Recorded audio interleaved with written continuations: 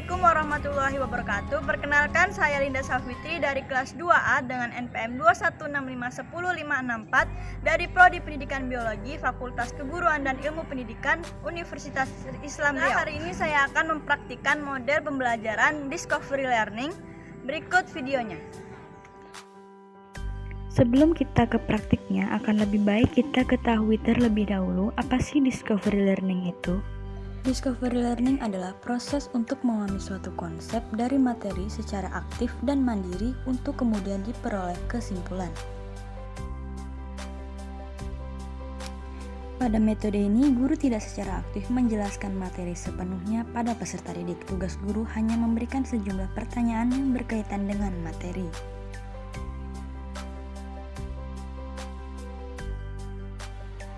Selanjutnya, peserta didiklah yang harus menemukan, menyelidiki, dan menyimpulkan hasil temuannya sebagai modal untuk menjawab pertanyaan dari guru. Metode ini dirumuskan pertama kali oleh seorang psikolog asal Amerika Serikat, yaitu Jerome Bruner. Seiring berjalannya waktu, metode ini juga dikembangkan oleh beberapa para ahli di dalam negeri. Adapun pengertian Discovery Learning menurut para ahli. Yang pertama menurut Jerome Bruner, yaitu pembelajaran yang berlangsung tanpa adanya informasi final dari suatu konsep atau materi, melainkan peserta didik harus mengorganisasi solusinya secara mandiri. Yang kedua ada Muhammad Husnan, yaitu model untuk mengembangkan cara belajar aktif dengan cara menemukan sendiri, menyelidiki sendiri sehingga hasil yang didapatkan bisa bertahan lebih lama. Yang ketiga ada Sanjaya, yaitu model pembelajaran yang bahan pelajarannya dicari dan ditemukan oleh peserta didik melalui berbagai kegiatan. Yang keempat ada Sun, yaitu kemampuan siswa dalam mengintegrasikan antara konsep dan prinsip. Dan yang terakhir ada Rus Effendi, yaitu metode mengajar yang menekankan kemampuan peserta didik dalam menemukan pengetahuan. Setelah kita mengetahui definisi Discovery Learning, selanjutnya ada tujuan Discovery Learning. Tujuan yang pertama yaitu memberikan kesempatan bagi peserta didik untuk terlihat secara aktif dalam proses pembelajaran. Yang kedua, melatih siswa untuk berpikir sistematis dan ilmiah dalam menyelesaikan suatu masalah terkait materi. Yang ketiga, meningkatkan pola berpikir kritis bagi peserta didik. Dan yang terakhir yaitu melatih peserta didik dalam menyusun strategi untuk meningkatkan pemahaman mereka terkait materi yang sedang diajarkan. Setelah kita mengetahui tujuan dari Discovery Learning, selanjutnya ada manfaat dari model pembelajaran Discovery Learning. Manfaat Discovery Learning adalah pemahaman peserta didik tentang suatu konsep dalam pembelajaran bisa bertahan lebih lama karena mereka memahami konsep tersebut secara mandiri melalui keaktifannya dalam menggali informasi.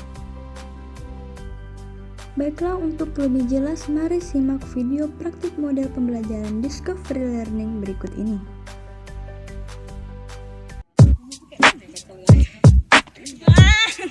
Aku gak mau sekarang. Assalamualaikum warahmatullahi wabarakatuh. Selamat pagi anak-anak. Pagi, Bu. Sebelum memulai pelajaran, sebaiknya kita berdoa terlebih dahulu. Berdoa dimulai.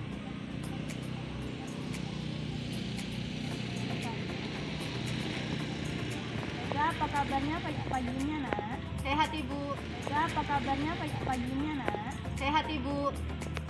Kita absen terlebih dahulu. Ada yang tidak hadir? Tidak ada, Bu. Baik, kita absen dulu. Windy Martuti, Saya, Ibu. Yesi Anggreni, Arum. Minggu lalu kita udah mempelajari tentang anatomi. Ada yang masih ingat apa itu anatomi? Enggak, Bu. Nggak ada yang tahu satupun di sini. Anatomi? Bagian dalam tumbuhan, Bu. Ya, betul. Lalu materi sekarang kita akan memasuki materi morfologi. Ada yang tahu sebelumnya apa itu morfologi? Bagian luar. Ya, betul sekali. Lalu apa perbedaan antara morfologi dan anatomi?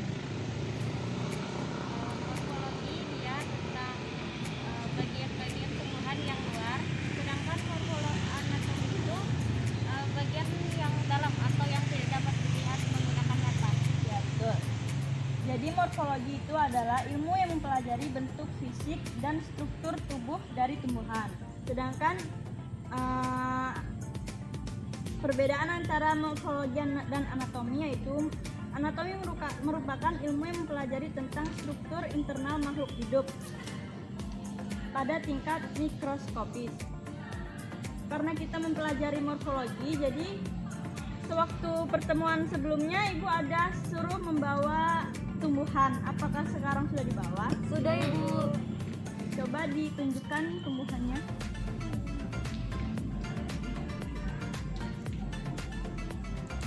Nah, jadi dari tumbuhan yang sekarang Ananda bawa itu coba diklasifikasikan apa saja yang ada pada tumbuhan tersebut. Daun, batang, bunga, akar.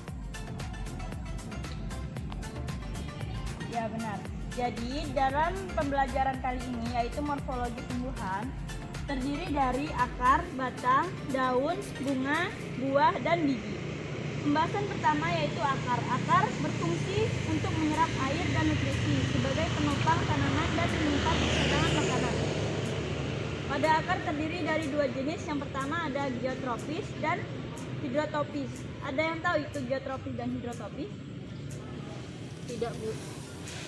Geotropi itu adalah sistem perakaran tumbuhan yang masuk pada tanah. Contohnya itu kayak kelapa, pohon mangga, dan tumbuhan yang ada di darat. Kalau jenis hidrotropis itu adalah sistem perakaran yang ada pada perairan. Contohnya eceng gondok, teratai, dan tumbuhan lainnya. Kemudian untuk yang selanjutnya itu ada batang. Fungsi batang itu sendiri yaitu untuk menyimpan cadangan makanan dan respirasi. Jenis batang itu ada batang basah, batang berkayu, batang rumput, dan batang mendong. Batang basah itu contohnya seperti bayam, kangkung, terus rokot. Kemudian yang batang berkayu itu seperti pohon mangga, kelapa, beringin. Kalau yang rumput itu kayak rumput-rumput liar yang ada di sekeliling kita. Kemudian yang mendong itu seperti rumput teki. Ada yang pernah lihat rumput teki? Ada. Nah, itulah. Selanjutnya ada daun. Bagian daun berfungsi sebagai fotosintesis dan alat perkembangbiakan serta pernapasan. Kemudian ada yang tahu cara proses fotosintesis?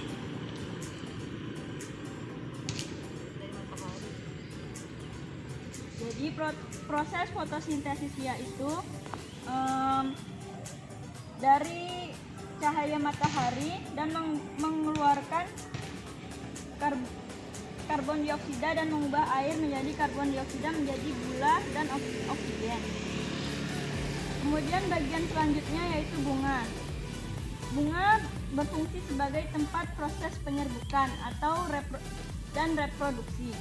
Bagiannya terdiri dari kelopak, mahkota, kemudian benang sari dan putik.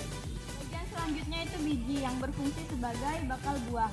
Biji terdiri dari dua jenis yaitu angiospermae yaitu biji tertutup dan gymnospermae biji terbuka. Kemudian bagian selanjutnya yaitu buah. Buah berfungsi untuk membungkus dan melindungi biji dari dalamnya sebagai penyediaan cadangan makanan juga. Kemudian fungsi buah yaitu penyebar biji untuk mendukung regenerasi tumbuhan. Nah, kan udah dibawa tuh tumbuhannya. Coba diidentifikasi lagi apakah dalam satu tumbuhan dan tumbuhan lainnya itu memiliki bagian yang lengkap. Tidak, Bu. Kenapa tidak? Gak punya daun, Bu. Gak punya buah, gak punya bunga. Ya, jadi dari hasil identifikasi tersebut dapat kita ketahui dan dapat kita simpulkan bahwa semua tumbuhan yang ada di muka bumi ini tidak semuanya memiliki anggota morfologi yang lengkap. Ada yang hanya memiliki daun, ada yang tumbuh dengan menggunakan biji dan akar. Oke, dari penjelasan Ibu ini apakah ada yang ingin bertanya? Tidak, Bu. Oke, apakah ada yang bertanya? Ya, silakan Jessy. Ada tumbuhan yang cadangan makanan di batang. Apa saja tumbuhan apa saja? Jadi tumbuhan yang menyimpan cadangan makanan di batang itu ada tebu, ada rebung, terus ada bayam dan tumbuhan lainnya. Ada pertanyaan lagi? Tidak, Bu. Oke, baiklah, karena tidak ada yang bertanya lagi, maka Ibu akan bertanya. Baik, Kenapa Bu. warna daun itu warna hijau? Saya, Bu. Karena ada klorofil. Oke. Lalu pertanyaan kedua, biji apa yang bisa dikonsumsi oleh manusia? Melinjo. Ada lagi? Biji nangka bisa. Oh ya, beton. Ya, ubi juga bisa. Ya, ubi. Karena jam pelajaran kita sudah habis, maka kita akhiri pertemuan kita hari ini dan kita lanjut pertemuan selanjutnya. Jangan lupa belajar di rumah dan Ibu akhiri. Wassalamualaikum warahmatullahi wabarakatuh. Waalaikumsalam warahmatullahi wabarakatuh. Baiklah, jadi itulah tadi video praktik model pembelajaran Discovery Learning pada materi morfologi tumbuhan. Sekiranya dengan video ini dapat menambah wawasan bagi teman-teman semua. Saya akhiri, wassalamualaikum warahmatullahi wabarakatuh.